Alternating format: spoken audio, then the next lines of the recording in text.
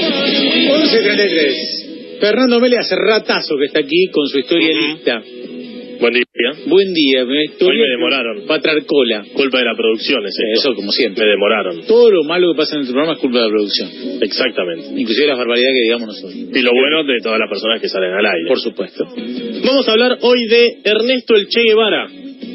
Nacido el 14 de junio de 1928 en la ciudad de Rosario, provincia de Santa Fe.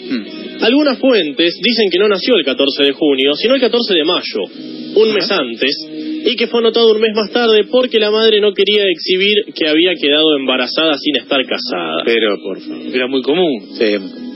Fue el mayor... Quiere decir que podría vivir, sería muy viejito, pero tendría 90 años. Hay gente que tenía 90 años. Tampoco sí. tendría 190. Bueno, ayer Menotti cumplió 80. Por eso. Exactamente, tenía 90 en este momento. Fue el mayor de los 5 hijos de Ernesto Guevara Lynch y Cecilia de la Serna. Casualmente Rodrigo de la Serna participa en un personaje, pero no tiene nada que ver. Sus dos padres provenían de familias de la alta aristocracia argentina. De hecho, el abuelo de su papá, Patricio Julián Lynch y Ro, fue considerado en su época como el hombre más rico de Sudamérica. Es decir, que venía de una familia de mucho dinero. Al momento de nacer, Ernestito Guevara, sus padres tenían una plantación de yerba mate en Caraguataí, en la provincia de Misiones, por lo que alternaban su residencia entre Buenos Aires y Misiones, trayecto que hacían en barco de vapor por el río Paraná. Una versión dice que tuvieron que parar de emergencia en Rosario para dar a luz porque la madre ya no daba más, entonces frenaron en el medio de su trayecto entre Misiones y Buenos Aires. ¿Qué pasa si nace en el río? Hay que ver primero las aguas jurisdiccionales, si el río es todo de Argentina o no. Hay que ver ¿de qué lado y la bandera del barco. Si el barco era yanqui. Claro, un quilombo se armaba. Nació... Un jugador francés nació en alta mar y fue apátrida mucho tiempo. Después no nacionalizaba en Francia, Río Mabubá. Los padres se habían escapado, creo que de Angola, y nació en alta mar, en un barco, creo que no tenía bandera, en un barco que transportaba gente que se escapaba de un país, y fue apátrida mucho tiempo. Hasta que se hizo francés. Claro, jugó en Francia y finalmente... En este caso, una versión dice que tuvieron que parar de urgencia porque la madre ya tenía que parir, y otra dice que estuvieron unos días justamente para ocultar este embarazo previo al matrimonio. Durante sus primeros años de vida los pasó yendo y viniendo de Buenos Aires a Misiones, y en esa época sus padres le decían Ernestito o Tete. Imagínate, Tete Guevara quedaría horrible en este momento, por cómo lo conocemos, pero... El Tete Guevara. El Tete Guevara jugaría de 5. En Buenos Aires, sus padres vivieron en Palermo, en San Isidro y en Recoleta. Podemos decir 3 de los lugares de la más alta aristocracia porteña. Pero a los 2 años de edad, el pequeño Ernestito tuvo su primer ataque de asma, enfermedad que tendría durante toda su vida, por lo que su familia decidió irse a vivir a Córdoba y se instalan en Altagracia. Vivió 17 años en Córdoba, cursó sus estudios primarios, sus estudios secundarios, y él mismo se consideraba cordobés. Incluso, por supuesto, tenía la tonadita cordobesa que perdería más adelante cuando se va a vivir a Cuba y adopta el acento cubano, pero hablaba en cordobés cuando todavía no era famoso. El asma marcó muchísimo su infancia, tenía muchos ataques y muy severos que lo dejaban a veces postrado en la cama durante días enteros. Tenía inconveniente para ir a la escuela, empezó el colegio a los 8 años, en segundo grado, se salteó primero inferior y primero superior, y no podía hacer deportes, aunque a veces se escapaba, se iba a jugar con sus amigos, y los pibes tenían un ataque de asma y lo tenían que cargar al hombro hasta la casa porque no podía... Le gustaba el rugby, ¿no? Le gustaba el rugby, pero más adelante, no todavía, cuando retorna a Buenos Aires. Tanto tiempo adentro lo hace empezar a leer mucho. Era un gran lector, era un gran jugador de ajedrez, le gustaba leer a Sandokan de Emilio Salgari, le gustaban los libros de Julio Verne, de ahí también su gusto por los viajes que ahora hablaremos. Le gustaba la filosofía de Sartre y de Kafka, leía a Sigmund Freud, era un gran lector ya desde chiquito. Era un culto. Y era muy rebelde. Esta cultura también lo hizo muy rebelde, en el sentido en el que le gustaba mucho discutir con sus maestros, le gustaba discutir con sus padres, cualquier tema en el que se empezaba a argumentar algo, el pibe no respetaba la autoridad, no respetaba la autoridad para respetar la autoridad. Y eso lo haría durante gran parte de su vida. En la escuela, incluso, no participó en ninguna organización política. Él mismo lo diría algunos años después: no tuve preocupaciones sociales en mi adolescencia, ni participé en las luchas políticas o estudiantiles de la Argentina. Sin embargo, en 1943, un grupo de amigos suyos fueron detenidos por la policía durante una manifestación estudiantil en contra del gobierno y se armó una marcha para pedir que liberen a sus amigos. Él decidió no ir. Dijo, lo único que vamos a lograr con esto es enfrentarnos con la policía y que a los pibes los maten a palos. Así que yo elijo por no ir. En cuanto Perón llegó al poder en 1945, Ernesto tenía 17 años, estaba por terminar el secundario, y su familia era claramente antiperonista, de la más alta sociedad, en aquel caso cordobesa, pero él, más allá de no ser un ferviente peronista, tenía ciertas simpatías con el peronismo, se reunía con Perón 2 veces en el exilio de Perón en Madrid, pero cuando era joven le recomendaba a las empleadas domésticas de su casa que voten al peronismo, más allá de que él no era un ferviente peronista. Tampoco estaba de acuerdo con el Partido Comunista Argentino, aunque sí comenzaba a tener cierta ideología antiimperialista, que sería lo que marcaría durante toda su vida, por supuesto. Claro. En 1946 termina el secundario y al año siguiente enferma una de sus abuelas de gravedad, por lo que se vuelve a vivir a Buenos Aires junto con su familia para estar con ella en sus últimos días. En 1948 comienza a estudiar la carrera de medicina en la Universidad de Buenos Aires y es en esa época en la que juega al rugby, como decías vos, Fede. Primero juega en el San Isidro Club, luego en 2 clubes más chicos que ya están desaparecidos, y es el editor de la primera revista dedicada exclusivamente al rugby en Argentina. El Che Guevara era el director de esta revista llamada Tacle, él la dirigía, era el editor y además escribía crónicas bajo el apodo de Chang Cho. ¿Por qué Chang Cho? Cuando era chico ya le decían Chancho, claro, porque era un poco sucio, no le gustaba mucho bañarse, decían que se cambiaba la camisa una vez por semana. Y cuando jugaba al rugby, su apodo era Furibundo Serna, como le diría después en la película Diarios de Motocicleta. De Furibundo Serna, él decía que agarraba la pelota y decía, va atacando Furibundo Serna, y de ahí le queda el apodo Fuser, Furibundo Serna en las iniciales. En 1950 hizo su primer viaje solo, en una bicicleta a motor.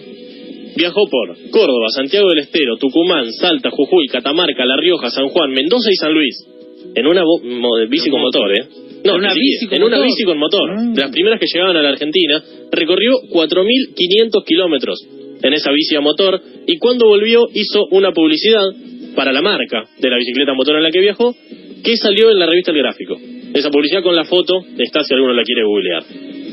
Y en 1952, creo yo, es uno de los quiebres en su vida, porque realiza su primer viaje latinoamericano, que terminaría durando 7 meses. Sale el 4 de enero junto a su amigo Alberto Granado, sale de Córdoba, salen en moto, los dos en una misma moto, van a Buenos Aires, de ahí se van a Miramar, y de Miramar se van hacia Bariloche, de Bariloche cruzan a Chile, suben hasta Santiago y ahí dejan la moto, se suben a un barco carguero, van al norte de Chile, van a una mina, de ahí cruzan a Perú, van a Cusco y a Machu Picchu a dedo. Después se van a Lima, trabajan un tiempo en un hospital, en Lima. Después se van a un leprosario en otra ciudad peruana, a orillas del Amazonas, en el norte de Perú.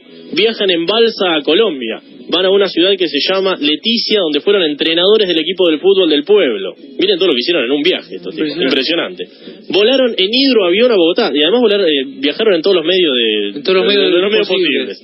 Trabajaron en el hospital de la Universidad Nacional de Colombia. Los metieron presos. ¿Él se recibió de médico? Ahora cuando vuelve, exactamente. Van al hospital a trabajar en Colombia, los meten presos, los liberan al poco tiempo.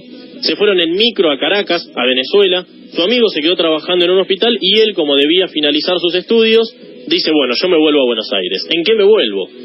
Un familiar de él tenía un avión de carga que volvía a Buenos Aires, pero que primero hacía escala unos días en Miami. Entonces se va a Miami, trabaja como lavaplatos, trabaja como empleado doméstico y después llega a Buenos Aires el 31 de julio. En este viaje, como decíamos, se basa la película Diarios de Motocicleta, protagonizada por Gael García Bernal y Rodrigo La Serna, creo yo, una de las mejores del Che, de las que están mejor hechas. Cuando vuelve de todo este viaje... Che Guevara estuvo en Miami. Estuvo en Miami, exactamente. Laburando de lavaplatos y laburando como empleado doméstico de una azafata del vuelo en el que él estaba viajando. Cuando vuelve termina sus estudios de medicina en la UBA. En 6 meses metió las 14 materias que le faltaban. Un bocho. Una capacidad para estudiar, sobre todo materias de medicina. Sí, un bocho ni hablar. me resulta difícil cómo cursar, porque medicina debe cursar mucho. No rendí libre como en derecho. Probablemente ya las tenía cursadas. En el 11 de abril de 1953 le dan el título de médico. Y ese mismo año realiza su segundo viaje y podríamos decir definitivo viaje. El amigo se quedó en Venezuela. El amigo se quedó en Venezuela, exactamente. El señor Alberto Granado. Este segundo viaje sería el definitivo porque nunca volvería. El objetivo era llegar a Caracas, a Venezuela, para estar con Granado y para trabajar con él en el hospital. Sale el 7 de julio del 53 en tren a La Paz. Imagínate el viajecito en tren en la década del 50 a La Paz, lo que sería. No, meses. Van a Cusco, Machu Picchu, Lima, y de ahí van a Ecuador en bondi, y él decide irse a Guatemala porque se estaba dando una revolución, un levantamiento, donde se instalaría finalmente durante 9 meses en Guatemala, sin ir a Caracas. El amigo con el que él viajaba sí se fue a Caracas, él siguió para Guatemala. En Guatemala se estaba dando un proceso de reforma socialista del Estado que desencadena en una suerte de guerra civil con intervención de la CIA para derrocar al gobierno de izquierda revolucionario que estaba al mando del poder. Son los años post Segunda Guerra Mundial, donde ya la división del mundo quedaba entre los yanquis y los marxistas, ¿no? Exactamente. Por decirlo de alguna manera muy gruesa y muy tonta. Pero hay una curiosidad después que vamos a mencionar de la CIA. En este caso sí, Estados Unidos interviene en contra del gobierno revolucionario que había en Guatemala y termina con un golpe de Estado y una serie de dictaduras militares que se darían en aquel país. Y en esa época es que un amigo le pone el apodo de Che por ser argentino y porque usaba el término Che como lo solemos usar nosotros habitualmente. Es allí que conoce a Hilda Gadea, una exiliada peruana que se convertiría en su primera esposa y en la madre de su primera hija, y de ahí se va a México, donde permanece más de 2 años. Ahí fue que nació su hija, trabajó como fotógrafo para la agencia Latina y como alergista e investigador en un hospital. Y ahí conoce a Raúl Castro, y a partir de Raúl Castro conoce a Fidel, y Fidel le dice: estoy armando el movimiento 26 de julio, lo voy a dirigir yo y tenemos la idea de volver. Había estado preso Fidel Castro, algún día hablaremos tal vez de él. ¿Querés unirte como médico al movimiento 26 de julio? ¿Necesitan un médico? Tengo ideas antiimperialistas como ustedes, me uno a ustedes. Y es así que se une a este movimiento que dirigía Fidel Castro. Y en Cuba estaba el gobierno del dictador Fulgencio Batista, que era quien lo había metido preso a Fidel Castro y lo había liberado algunos años después, y que había llegado al poder mediante un golpe de Estado 4 años antes, en el 52.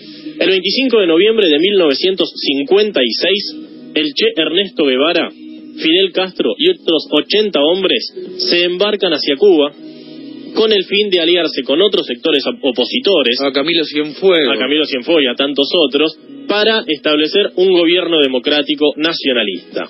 7 días en barco, pasan más de lo que preveían, y llegan a Sierra Maestra, al sudeste de la isla de Cuba, en el lado opuesto a La Habana, donde comienzan a formar grupos contrarios y empiezan a tejer alianzas para derrocar al gobierno de Fulgencio Batista, el dictador de Cuba en ese entonces.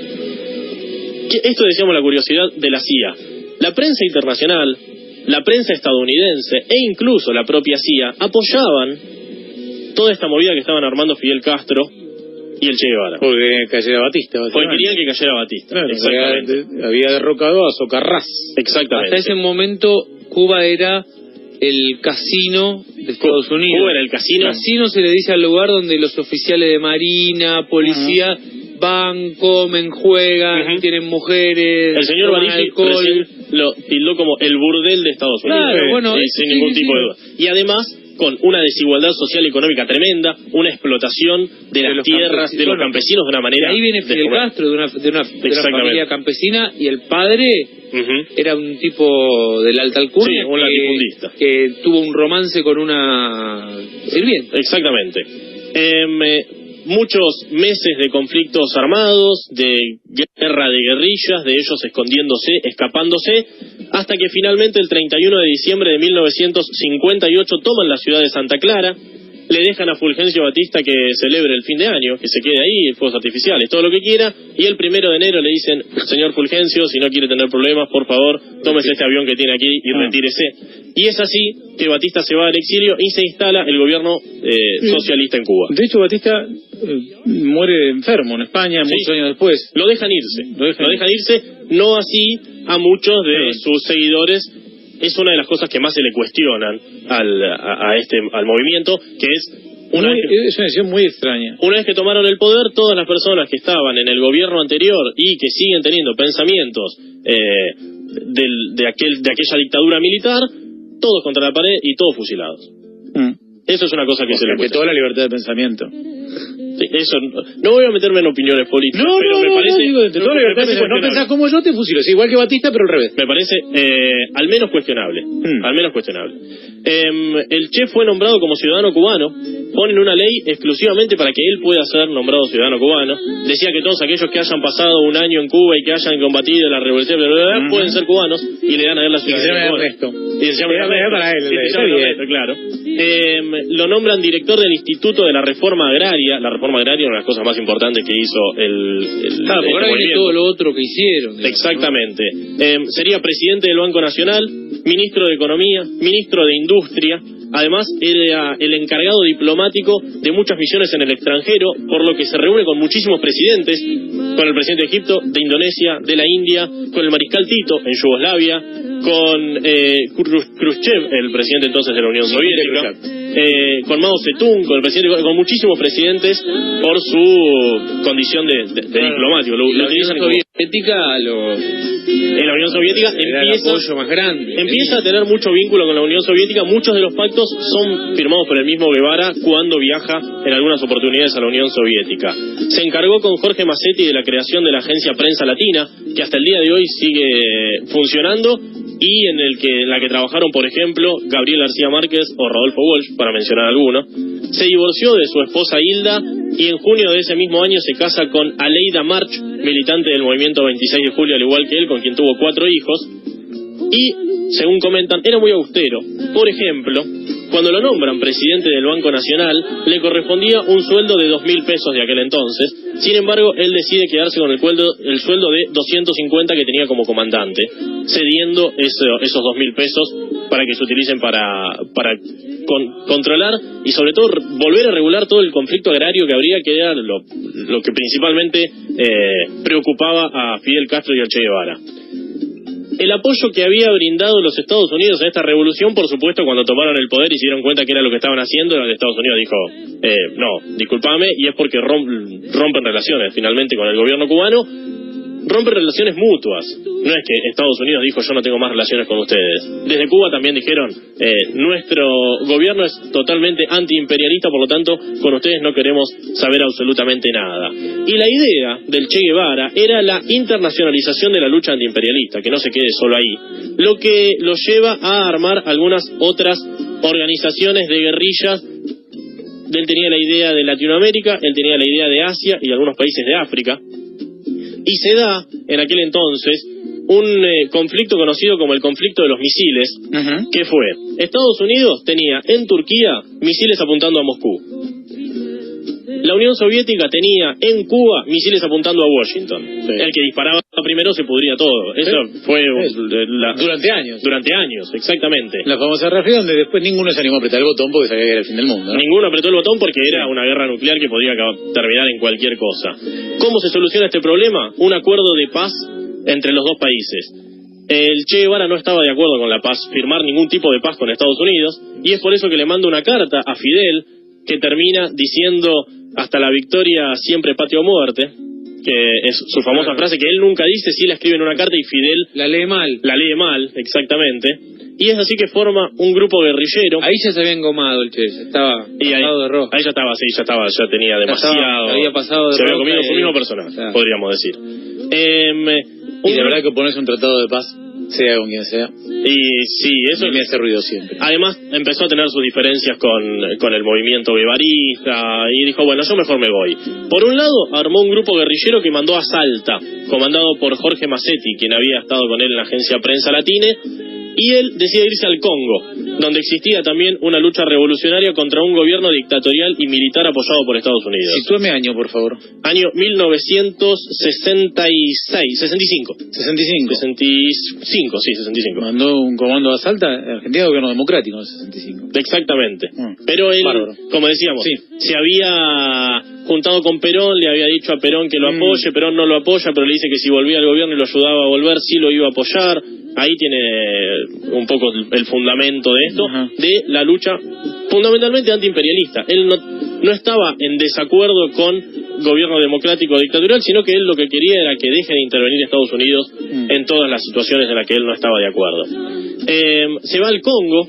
En el Congo tiene muchísimos problemas de idioma, por supuesto. Se va al Congo porque queda bien en el centro de África. Él creía que se podía irradiar este movimiento revolucionario para todos lados. El Congo tiene 9 países como límite y había un gobierno dictatorial. Dice, este es el lugar ideal, tiene problemas con el idioma, no lo entiende nadie, no funciona nada. Él escribe, esta es la historia de un fracaso cuando escribe sobre la historia del Congo. Por lo tanto, se va a Praga en 1966 y luego a Bolivia, donde también intenta establecer una guerrilla. La CIA lo empieza a buscar por todos lados, dice, nosotros tenemos que terminar con este tipo. Y el 8 de octubre fue herido en un combate en su pierna izquierda. Estaban siendo acorralados por el ejército boliviano. Él manda a un grupo de enfermos que estaban con él a que vayan delante para él distraer a las tropas. Lo hieren, lo capturan y la mañana del 9 de octubre el gobierno de Bolivia anunció que Ernesto Guevara había muerto en combate. Sin embargo, todavía estaba vivo.